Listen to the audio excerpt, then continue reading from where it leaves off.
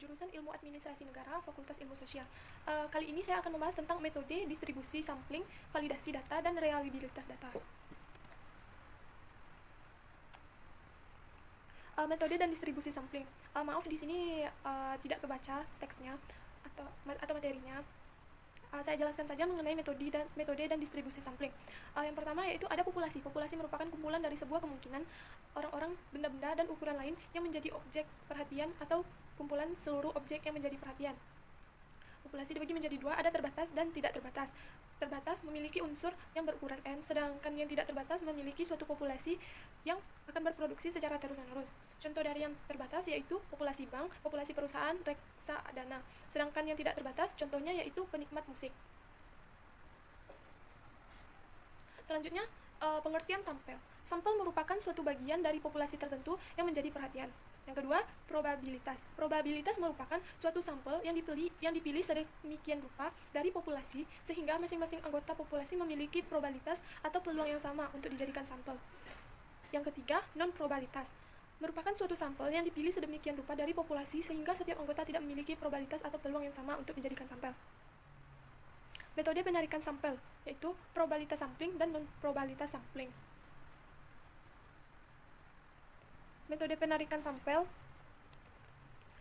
dibagi menjadi sampel probabilitas dan sampel non-probabilitas.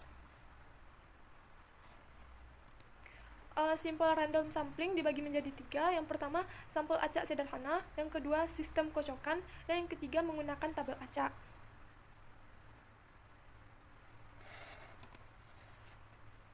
Sampel acak terstruktur atau stratified random sampling sampel sistematis, kuota purposive, dan snowball sampling. Ada kuota sampling merupakan pengambilan sampel dari populasi yang mempunyai ciri-ciri tertentu sampai jumlah atau kuota yang diinginkan terpenuhi. Sedangkan purposive sampling penarikan sampel dengan pertimbangan tertentu yang didasarkan pada kepentingan dan tujuan penelitian. Sedangkan snowball sampling penarikan sampel yang dilakukan dengan menentukan sampel pertama, sampel berikutnya ditentukan berdasarkan informasi dari sampel pertama, dan seterusnya hingga sampel yang diperlukan cukup. Yang ketiga yaitu sampling error. Validasi atau validitas. Validasi berasal dari kata validity yang memiliki arti ketetapan atau kecermatan.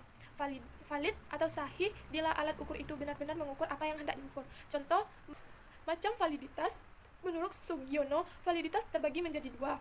Yang pertama, validitas dalam dan validitas luar. Validitas dalam dibagi menjadi dua, yaitu validitas isi dan konstruksi. Sedangkan validitas luar dibagi menjadi tiga, yaitu validitas isi, konstruksi, dan kriterium. Validitas isi, validitas internal dan eksternal. Alat tes konstruksi yang uji validitas. Paling sedikit 30 responden. Alasan 30 responden adalah batas jumlah antara sedikit dan banyak. Hasil uji coba dilakukan untuk korelasi antara skor item dengan skor total. Reliabilitas. Uji reliabilitas ada 3 cara. Yang pertama, teknik tes straight race test.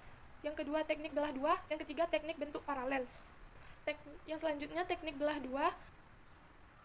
Teknik belah paralel. Sekian materi dari saya. Jika ada yang salah, saya mohon maaf. Assalamualaikum warahmatullahi wabarakatuh.